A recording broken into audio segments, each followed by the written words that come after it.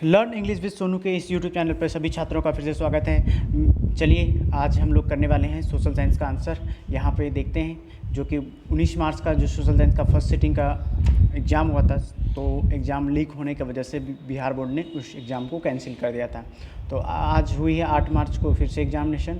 तो मेरे पास सेट जे है और आप सभी छात्र के पास जो भी सेट होगा उसको देख लेंगे, चूँकि क्वेश्चन बहुत अच्छा पूछा गया है बिहार बोर्ड की ओर से और आई होप कि बहुत आप लोगों ने अच्छे से जवाब दिया होगा। चलिए मिला लेते हैं आप लोगों ने कितना कितना सही किया। तो बिना समय बर्बाद किए चलिए शुरू करते हैं और देखते हैं पहला प्रश्न है हमारा कि महासागर की तली पर होने वाला कंपन का परिणाम है। तो महासागर के तली पर जो कंपन होती है उसको हम लोग कहते हैं सुनामी, यानी सुनामी कहाँ शुरुआत होती है? महासागर के तल पे शुरू होती है। ठीक है, दूसरे प्रश्न की ओर बढ़ेंगे और दूसरा प्रश्न है कि आर्थिक विकास का तीसरा क्षेत्र क्या है? तो आर्थिक विकास का तीसरा क्षेत्र है सेवा क्षेत्र है। ठीक है, डी ऑप्शन हो जाएगा। तीसरे नंबर को प्रश्न पे चलेंगे। तीसरे नंबर के सुदूर संवेदी उपग्रह, जिसको हम लोग रिमोटिक सेंसिंग उपग्रह कहते हैं, उसका क्या उपयोग होता है? तो रिमोटिक सेंसिंग उपग्रह का जो उपयोग होता है वो होता है दूरदर्शन के लिए, अर्थात टेलीविजन जो हम लोग देखते हैं उसमें सुदूर संवेदी उपग्रह का प्रयोग किया जाता है। ठीक है, 3 का डी हो जाएगा। 4 नंबर का है मानव जनित आपदा क्या है? देखिए यहाँ पे मानव जनित जो मानव के द्वारा घटित होता है वैसे आपदा को मानव जनित आपदा कहते हैं। तो 4 का सही उत्तर हो जाएगा आतंकवाद, सी हो जाएगा। ठीक है, 5 नंबर का प्रश्न की ओर बढ़ेंगे और 5 नंबर का प्रश्न है कि भारत में योजना आयोग का गठन कब हुआ था? ठीक है, तो ये हुआ था 15 मार्च 1950 को हुआ था, जो कि अभी बदल में योजना को नीति आयोग कर दिया गया है। ठीक है, 6 नंबर के प्रश्न की ओर बढ़ेंगे और 6 नंबर प्रश्न है कि भारत की वित्तीय राजधानी के नाम से किसे जानते हैं? तो मुंबई को वित्तीय राजधानी के नाम से जानते हैं, बेंगलोर को सिलिकॉन वैली के नाम से जानते हैं। ठीक है, यहाँ पे सातवां प्रश्न है आर्थिक विकास संबंधित है। तो आर्थिक विकास जो संबंधित है उसका सही उत्तर हो जाएगा सी। ठीक है, यानी कि यहाँ पे परिणामात्मक परिवर्तन और गुणात्मक परिवर्तन दोनों से हो रहा है, तो ऑप्शन सी हो जाएगा सही उत्तर। 8 नंबर का प्रश्न है कि भारत में उपभोक्ता संरक्षण कानून कब लागू हुआ था? तो मैं बता देना चाहता हूँ उपभोक्ता यानी कि अगर आप कस्टमर है, आपके साथ कोई अन्याय होता है तो उसके लिए उपभोक्ता कानून है, जो कि लागू किया गया था ये भारत में 1984 में लागू किया था। ठीक है, यहाँ पे 9 नंबर प्रश्न की ओर बढ़ेंगे। 9 नंबर जो प्रश्न है वो है हमारा एक समाजवादी अर्थव्यवस्था में सर्वाधिक बल किस पर दिया जाता है? तो 9 का उत्तर हो जाएगा सी, तो अधिकतम लाभ पर, यानी कोई भी समाजवादी अर्थव्यवस्था होगा तो अपने अधिकतम लाभ पर ही जोर दिया जाएगा।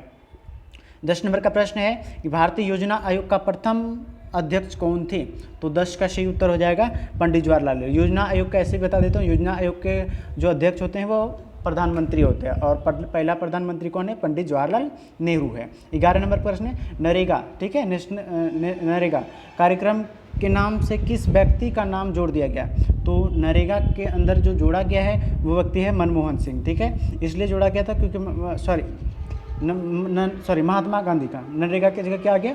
मनरेगा आ गया। ठीक है, महात्मा गांधी नेशनल, ठीक है, ये इस योजना के नाम से हम लोग जानते हैं, तो महात्मा गांधी का नाम जोड़ा गया। ठीक, अगले प्रश्न की ओर बढ़ेंगे। अगला प्रश्न है हमारा 12 नंबर का कि भारत में किस राज्य की प्रति व्यक्ति आय सर्वाधिक है? तो प्रति व्यक्ति आय के क्षेत्र में यहाँ पे गोवा सबसे पहला स्थान रखता है। 13 नंबर के प्रश्न की ओर बढ़ेंगे। भारतीय मुद्रा बाजार में किस प्रकार के ऋणों का लेन देन होता है? तो यहाँ पे अल्पकालीन और दीर्घकालीन दोनों ही लोन लिया जाता है, तो ऑप्शन 13 का सही उत्तर हो जाएगा सी हो जाएगा। 14 नंबर प्रश्न की ओर बढ़ेंगे। कह रहे हैं कि निम्नलिखित में कौन आर्थिक आधारभूत संरचना का घटक है? तो इसका सही उत्तर हो जाएगा नागरिक सेवाएं, यानी कि आर्थिक आधारभूत संरचना का मूल स्रोत क्या होता है? नागरिक सेवा, नागरिकों की सेवा ही होती है। 15 नंबर के प्रश्न पर बढ़ेंगे कि खाद्य पदार्थों की शुद्धता जांच के लिए किस मान्यता प्राप्त चिन्ह का होना आवश्यक है? तो देखिए खाद्य पदार्थ यानी खाने वाले पदार्थों पे ISI मार्क लगा रहता है और हॉल मार्क और एग मार्क एक अन्य चीज़ों पे लगा हुआ रहता है। दूसरा है कि बिहार की किस नदी की उत्पत्ति अमरकंटक से हुई है? तो देखिए ये अमरकंटक हुई है सोन नदी से। ठीक है, तो 16 का सही उत्तर हो जाएगा सी, सोन नदी की उत्पत्ति अमरकंटक से हुई है। यहाँ पे चलेंगे जो कि मध्य प्रदेश में है। और डेक्कन ओडिसी रेलगाड़ी किस राज्य में चलती है? डेक्कन मतलब दक्षिणी, तो ये महाराष्ट्र में चलती है, सी हो जाएगा सही उत्तर इसका। 18 नंबर भारत का सबसे बड़ा रेलवे क्षेत्र कौन सा है? देखिए भारत का जो सबसे बड़ा रेलवे क्षेत्र है वो है उत्तर रेलवे क्षेत्र, उत्तर रेलवे क्षेत्र ही सबसे बड़ा क्षेत्र है, तो 18 का डी हो जाएगा सही उत्तर। 19 नंबर प्रश्न की ओर बढ़ेंगे। करेक्ट निम्न में से कौन उपभोक्ता उद्योग है? उपभोक्ता उद्योग यानी खुद उपयोग करके खुद ही यूज कर लेते हैं, तो 19 का सही उत्तर हो जाएगा पेट्रो रसायन। पेट्रो रसायन ही उपभोक्ता उद्योग है। ठीक है, यानी खुद उपयोग करके खुद बेच देते हैं। बोकारो इस्पात संयंत्र किस देश के सहयोग से खोला गया है? तो बोकारो जो है वो खोला गया है रूस के सहयोग से। सही 20 का सही उत्तर हो जाएगा सी हो जाएगा। ठीक है, अब अगले प्रश्न की ओर बढ़ेंगे। अगला प्रश्न है हमारा कि भारत का सबसे बड़ा लौह अयस्क उत्पादक राज्य कौन सा है? तो लोहा का जो सर्वाधिक उत्पादन करने वाला राज्य है वो हम लोगों का कर्नाटक है। कर्नाटक ही जो है भारत का सबसे ज़्यादा लोहा उत्पादन का क्षेत्र बनता है। ठीक है, 22वां नंबर प्रश्न है कि प्राकृतिक संसाधनों के संरक्षण के लिए 1968 में कौन सा कन्वेंशन हुआ था? तो इसका सही उत्तर हो जाएगा वेटलैंड्स कन्वेंशन। वेटलैंड कन्वेंशन हुआ था जो प्राकृतिक संसाधनों के संरक्षण के बारे में बताया गया था यहाँ पे। इटली और जर्मनी के एकीकरण के विरुद्ध में कौन था? देखिए, विरुद्ध के जो बोल सकते हैं बाधा था इटली और जर्मनी के, वो हैं ऑस्ट्रिया। ऑस्ट्रिया नहीं चाहते थे कि इटली और जर्मनी का एकीकरण हो जाए, अर्थात एक राष्ट्र बन जाए। 24 नंबर का प्रश्न है कि जर्मनी के एकीकरण का प्रमुख वास्तुकार कौन था? तो जर्मनी का जो वास्तुकार था वो था बिस्मार्क, यानी कि बिस्मार्क के नेतृत्व में ही जर्मनी का एकीकरण संभव हो पाया था। 25 नंबर, निम्नलिखित में कौन नई आर्थिक नीति का अंग नहीं है? नेप, नई आर्थिक नीति, न्यू इकोनॉमिक पॉलिसी, इसका कह रहे हैं कि कौन अंग नहीं है? तो 25 का सही उत्तर हो जाएगा राष्ट्रीयकरण हो जाएगा। ठीक है, यहाँ पे भारत में करेंसी नोट कौन जारी करता है? तो हम लोग जानते हैं रिजर्व बैंक ऑफ इंडिया यानी आरबीआई ही क्या करती है, नोट जारी करती है। आप नोट पे भी देख सकते हैं। 27 नंबर के प्रश्न की ओर बढ़ेंगे। कह रहे हैं कि 27 नंबर, किसने कहा कि मुद्रा वह है जो मुद्रा की तरह कार्य करती है? देखिए, अर्थशास्त्र में परिभाषा था मुद्रा का, तो 27 का सही उत्तर हो जाएगा कोलबर्न। कोलबर्न का ही कहना था कि मुद्रा वह है जो कि मुद्रा की तरह कार्य करती है। भारत की अर्थव्यवस्था कैसी है? तो भारत में देखिए अर्थव्यवस्था मिश्रित अर्थव्यवस्था है, तो 28 का सही उत्तर हो जाएगा डी हो जाएगा। 29 की ओर बढ़ेंगे और 29 नंबर के प्रश्न है विकासशील देशों में कार्यशील जनसंख्या अधिकतम संलग्न है। तो इसका देखिए सबसे बड़ा मुख्य रीजन रहता है कि किस क्षेत्र में सबसे ज़्यादा जनसंख्या घनत्व है यहाँ पे। तो 29 का सही उत्तर हो जाएगा सभी क्षेत्र में, कृषि क्षेत्र हो या फिर सेवा क्षेत्र या उद्योग क्षेत्र, हर क्षेत्र में आपको जनसंख्या अधिकांश मिल जाएगी। अगला 30 नंबर के प्रश्न की ओर बढ़ने से पहले मैं कहना चाहता हूँ कि अगर आप हमारे चैनल पर नए हैं तो पहले सब्सक्राइब करें और वीडियो को ज़्यादा से ज़्यादा आप लाइक शेयर करें ताकि आपके दोस्त भी क्या कर सके, आप पसंद कर सके। ठीक है, तो शेयर करें और लाइक भी करें साथ ही साथ। 30 नंबर के प्रश्न की ओर बढ़ेंगे। कह रहे हैं कि निम्न में से कौन बहुराष्ट्र कंपनी है? यानी बहुराष्ट्र कंपनी ऐसे कंपनी कहते हैं जो एक उद्देश्यों से खोली जाती है और बहुत सारे विभिन्न सारे उद्देश्यों की पूर्ति करती है। जैसे कि यहाँ पे बोलेंगे फोर्ड मोटर्स, सैमसंग या और कोका कोला, ये सब सभी क्या है बहुराष्ट्र कंपनियाँ हैं। 30 का सही उत्तर डी हो जाएगा। 31 में प्रश्न की ओर बढ़ेंगे। निम्नलिखित में कौन सा छोटे पैमाने का उद्योग है? छोटा पैमाना मतलब जिसमें ज़्यादा खर्च नहीं बढ़ती हो और ऐसे उद्योग को छोटे पैमाने पर रखा जाता है। तो 31 का सही उत्तर हो जाएगा खिलौना उद्योग होता है। ठीक है, अब अगले प्रश्न की ओर बढ़ेंगे। कह रहे हैं कि भारत में प्रथम तेल शोधक कारखाना कहाँ स्थित है? देखिए, भारत का प्रथम जो तेल शोधक कारखाना स्थित किया गया था वो डिगबोई, असम के डिगबोई में किया गया था। याद रखेंगे स्टूडेंट, असम के डिगबोई में, सी हो जाएगा सही उत्तर।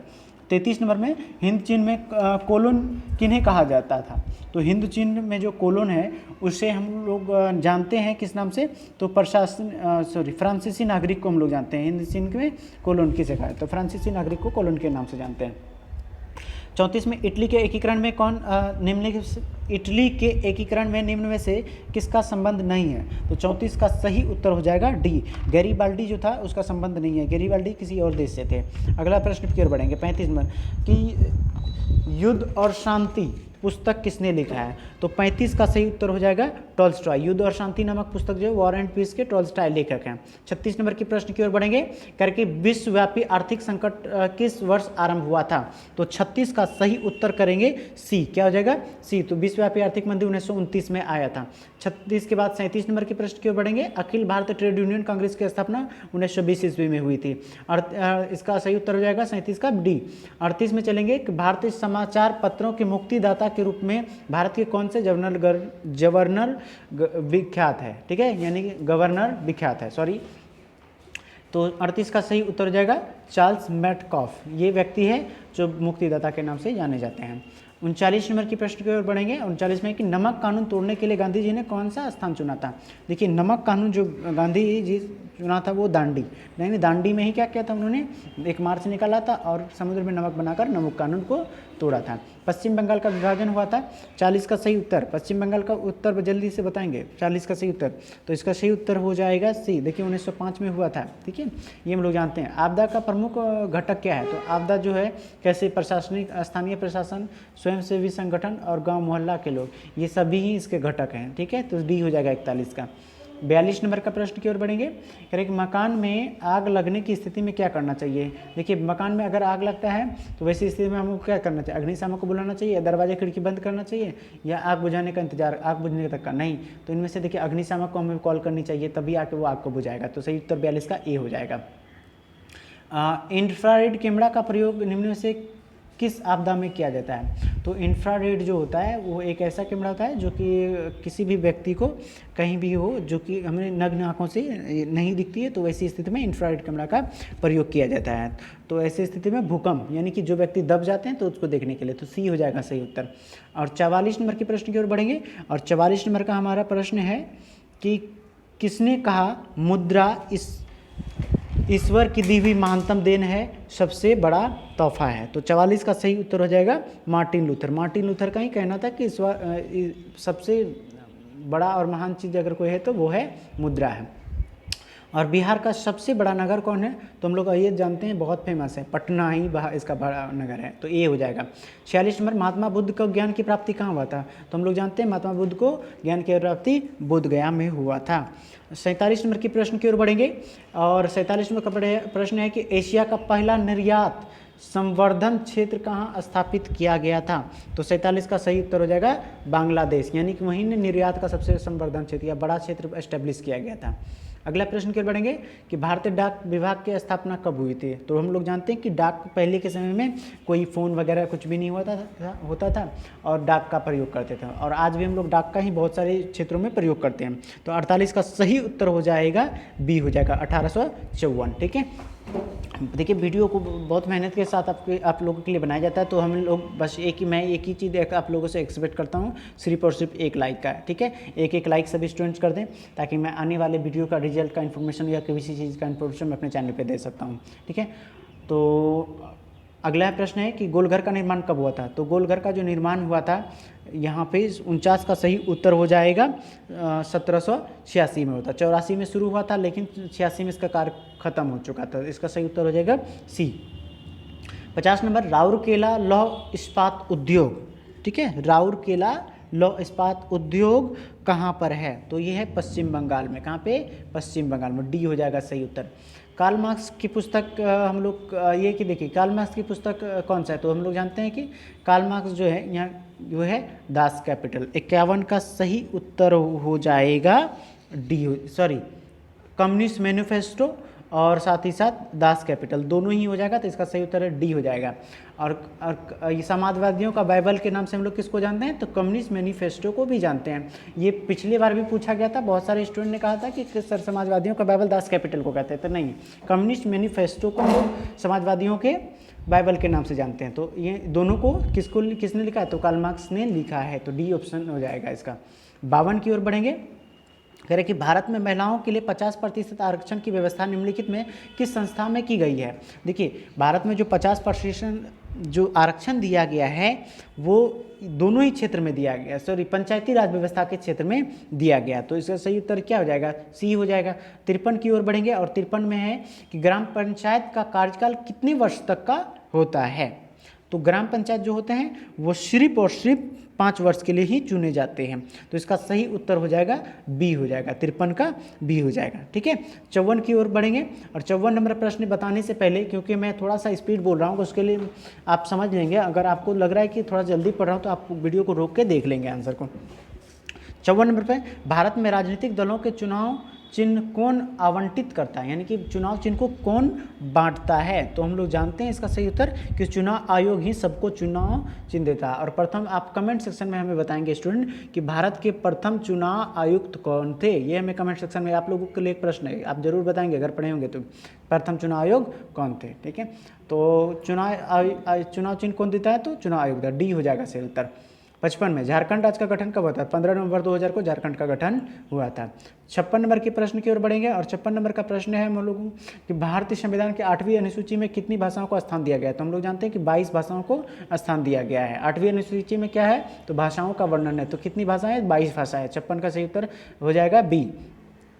अब हम लोग चलेंगे 57 नंबर के प्रश्न की ओर। कह रहे कि निम्न में से कौन कृषि पर आधारित नहीं है? देखिए कृषि पर यहाँ पे देख लीजिए कि चीनी, कागज, सीमेंट और वस्त्र, ये 3 चीज़ जो है इनमें से कौन सा ऐसा चाहिए जो कृषि पर आधारित नहीं है? तो 57 का देखिए सही उत्तर चीनी हो या कागज। चीनी हो या चीनी जो गन्ने से बनाया जाता है, कागज जो बांस से बनाया जाता है, वस्त्र जो कि आप पटसन वगैरह से बनाया जाता है। तो ये तीनों ही कृषि पर है, लेकिन सीमेंट कृषि पर नहीं है। तो इसका सही उत्तर हो जाएगा डी। डी हो जाएगा, क्या हो जाएगा? डी। 58 में लॉ एस क्या है? तो लॉ एस देखिए लॉ एस क्या है? नवीकरणीय, अनवीकरणीय, जैव संसाधन या फिर मानवकृत। तो हम लोग नवीकरणीय मतलब जिसका पुनःपूर्ति हो सके, अनवीकरणीय जिसका पुनःपूर्ति नहीं हो सके, जैव मतलब जीव से जो प्राप्त होता है, मानव मतलब जो मानव से उपकृत होता है। तो 58 का यहाँ सही उत्तर करेंगे तो ये नवीकरणीय संसाधन है। ठीक है, पुनःपूर्ति नहीं होती, नवीकरणीय संसाधन ये हो गया।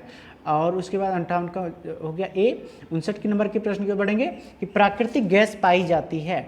तो 59 का सही उत्तर हो जाएगा खनिज तेल के साथ। प्राकृतिक गैस किस में मिलेगा हमें? खनिज तेल के साथ, सी हो जाएगा।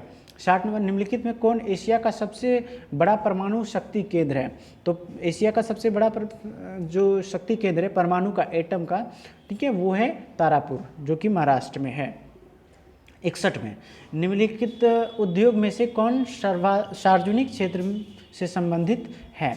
तो 61 का सही उत्तर हो जाएगा कि टाटा लौह इस्पात उद्योग, ये किससे संबंधित है? सार्वजनिक से है। ठीक है, अगले प्रश्न की ओर बढ़ेंगे। अगला प्रश्न है 62 नंबर का कि फाल्टा विशेष आर्थिक क्षेत्र कहाँ है? तो फाल्टा जो है पश्चिम बंगाल में स्थित है। तो बी हो जाएगा सही उत्तर। 63 में बढ़ेंगे, बिहार में सर्वाधिक आबादी किस जिला में है? तो 63 का सही उत्तर हो जाएगा नालंदा, ऑप्शन बी हो जाएगा। 64 की ओर बढ़ेंगे और 64 नंबर का विश्व व्यापार संगठन का मुख्यालय कहाँ है? तो इसका उत्तर हो जाएगा जेनेवा। विश्व व्यापार संगठन, ठीक है, WTO का कहाँ पे है? तो जेनेवा में है। वर्ल्ड ट्रेड ऑर्गेनाइजेशन का मुख्यालय जेनेवा में है। कह रहे कि किस 65 नंबर में किस घटना के विरोध में महात्मा गांधी ने अपनी कैसर ए हिंद की उपाधि रिटर्न कर दी थी या फिर त्याग दिए थे? तो ये लौटाया था जालियांवाला हत्याकांड पे। ठीक है, तो लॉर्ड रिपन ने दिया था गांधी जी को कैसर ए हिंद की उपाधि, लेकिन गांधी जी जालियांवाला हत्याकांड के बाद उन्होंने अपनी इस उपाधि को लौटा दिया गया था। बहुत सारे लोगों ने अपनी अपनी उपाधियों को अंग्रेजों को लौटा दिया गया था। 66 नंबर के प्रश्न की ओर बढ़ेंगे कि सविनय अवज्ञा आंदोलन की शुरुआत किस यात्रा से हुई थी? तो 66 का सही उत्तर हो जाएगा कि दांडी यात्रा से। दांडी यात्रा से ही सविनय अवज्ञा आंदोलन की शुरुआत हुई थी, ऑप्शन सी हो जाएगा। 67 में विश्व में सर्वप्रथम मुद्रण की शुरुआत कहाँ हुई थी? तो देखिए विश्व में मुद्रा की जो शुरुआत हुई थी वो चीन में हुई थी और चीन ने सबसे पहली बार मुद्रा बनाया था। तो किस चीज़ का मुद्रा बनाया था? तो याद रखेंगे मिट्टी का मुद्रा उन्होंने चलाया था। बाद में तब जाकर इस तरह का मुद्रा, फिर सोने का या फिर इस तरह से पीढ़ी दर पीढ़ी कागज़ का मुद्रा तक पहुँचा। ठीक है, काफ़ी विकास लगा इसमें होने में। 68 नंबर प्रश्न के बढ़ेंगे कि निम्नलिखित में कौन राष्ट्रीय दल नहीं है? तो राष्ट्रीय दल का कुछ अपना अपना परिभाषा है, एक अलग सी परिभाषा है। और राष्ट्रीय दलों की संख्या जो है वो 7 है। तो यहाँ देखिए जनता पार्टी भी है और कांग्रेस पार्टी भी है और बहुजन समाज, ये राष्ट्रीय दल के अंतर्गत आता है। लेकिन राष्ट्रीय जनता दल ये है, राष्ट्र लिखा जरूर है लेकिन राष्ट्रीय दल नहीं है। तो डी सही उत्तर हो जाएगा। अगले प्रश्न की ओर बढ़ेंगे और 69 नंबर का प्रश्न है कि भारत ने गणतांत्रिक संविधान को कब अंगीकार किया, यानी स्वीकार कर लिया, यानी भारत गणतंत्र कब घोषित हुआ? तो हम लोगों को स्वतः पता है कि 26 जनवरी 1950 को भारत क्या हो गया? गणतंत्र घोषित हो गया। लोक जनशक्ति पार्टी का चुनाव चिन्ह क्या है? अब ये देखिए लोक जनशक्ति पार्टी अभी कुछ हाल ही में उठा था, नहीं चिराग पासवान। तो कौन? चिराग पासवान का यहाँ पे बांग्ला जो है लोक जनशक्ति पार्टी का चुनाव चिन्ह है। 71 नंबर, सरकार का कौन सा प्रकार सबसे अच्छा माना जाता है? देखिए सरकार का शासन करने का सबसे अच्छा प्रकार लोकतंत्र को माना जाता है। तो ऑप्शन बी हो जाएगा। 72 नंबर के प्रश्न की ओर बढ़ेंगे। ग्राम कचहरी का प्रधान कौन होता है? तो ग्राम कचहरी का प्रधान सरपंच होता है। कौन होता है? सरपंच होता है। तो ऑप्शन डी हो जाएगा सही उत्तर। ठीक है। 73 नंबर कि भारत में किस प्रकार की शासन प्रणाली है? तो 73 का सही उत्तर हो जाएगा एकात्मक है, यानी कि एकात्मक है और संघीय है, यानी एक सरकार आएगी लेकिन मिलजुल कर काम करेगी। तो ऐसी शासन प्रणाली को एकात्मक और संघीय शासन प्रणाली कहते हैं। तो भारत इसी का उदाहरण है। तो 73 का सही उत्तर हो जाएगा डी। 74 नंबर प्रश्न की ओर बढ़ाएंगे फिर से। सभी छात्र एक बार बताएंगे अपने कमेंट सेक्शन में एक और प्रश्न, एक चीज़ है कि आपका कितना 40 में से कितने ऑब्जेक्टिव आपने सही करा है, ये हमें कमेंट सेक्शन में ज़रूर एक बार बताएं। हमें भी खुशी होगी आपके नंबर को जानकर। भारत में पहला नगर निगम कहाँ स्थापित किए गए? तो मद्रास, ये इसका सही उत्तर जाएगा। मद्रास में पहला नगर निगम स्थापित किया। तो मद्रास के कौन सा जगह में? तो चेन्नई में किया गया था। ठीक है। 75 नंबर भारत में मतदाता की न्यूनतम आयु, तो हर कोई पता है, हर किसी को अच्छे से पता है कि वोट देने की कम से कम उम्र की होनी चाहिए 18 होना चाहिए। तो सी हो गया। ठीक है। 76 लोकतंत्र का प्राण किसे कहा जाता है? तो हम लोग जानते हैं कि राजनीतिक दल को ही लोकतंत्र का प्राण कहते हैं, अर्थात बिना राजनीतिक दल से किसी भी लोकतंत्र की संभावना या कल्पना संभव नहीं है। 77 नंबर की ओर बढ़ेंगे। कह रहे निम्नलिखित में कौन रबी फसल है? देखिए रबी फसल के अंतर्गत यहाँ पे ज्वार आ जाएगा, ज्वार रबी फसल है। ठीक है, ये जान लेंगे हम लोग। अगला प्रश्न की ओर बढ़ेंगे कि पूर्व मध्य रेलवे का मुख्यालय कहाँ पे स्थित है? तो पूर्व मध्य रेलवे का जो मुख्यालय है वो स्थित है हाजीपुर में। कहाँ पे? हाजीपुर, जो कि अपना बिहार में ही है। ठीक है, ये हम लोग याद रखेंगे। 2 प्रश्न बचा हुआ है, 2 प्रश्न की ओर बढ़ेंगे और ये बताना है भी आपको कि बिहार का शोक किस नदी को कहा जाता है? तो सही उत्तर हो जाएगा बी हो जाएगा, बी पे। ठीक है। अगला प्रश्न 80 में बढ़ेंगे, लेकिन 80 बताने से पहले मैं बताना चाहता हूँ कि आपसे सिर्फ और सिर्फ एक एक्सपेक्टेशन है और वो है सिर्फ एक लाइक का। ठीक है। तो आई होप की वीडियो आप भी पसंद कर रहे होंगे और अच्छा लगे तो ज़रूर लाइक करें और साथ ही साथ सब्सक्राइब कर लें ताकि आने वाले वीडियोस की इन्फॉर्मेशन दे सकूं। यहाँ पे मैं आपको बिहार बोर्ड की जो भी इंग्लिश होगी वो मैं यहाँ पे आपको BSCB की जो इंग्लिश है उसको मैं पूरा करूँगा। ठीक है। अगर आप चैनल से जुड़े रहना चाहते हैं तो मुझे इंस्टाग्राम पे फॉलो कर सकते हैं, फेसबुक पे भी फॉलो कर सकते हैं और हमारे टेलीग्राम चैनल पर जुड़ सकते हैं ताकि मैं हर चीज़ को आपको इन्फॉर्म दे सकूँ हर चीज़ का। ठीक है, टाइम टू टाइम। और अंतिम प्रश्न है कि निम्नलिखित खनिजों में कोडरमा किससे संबंधित है? तो कोडरमा जो है वो संबंधित है अभ्रक से। याद रखिए कोडरमा किससे संबंधित है? अभ्रक से। बी हो जाएगा इसका उत्तर। तो थैंक यू सो मच, मिलते हैं फिर अगले वीडियो में और आप लोगों की रिजल्ट की कोशिश है, बस समाचार सुनने हैं मुझे और अब बस इतना ही। मिलते हैं, bye. Thank you so much for watching.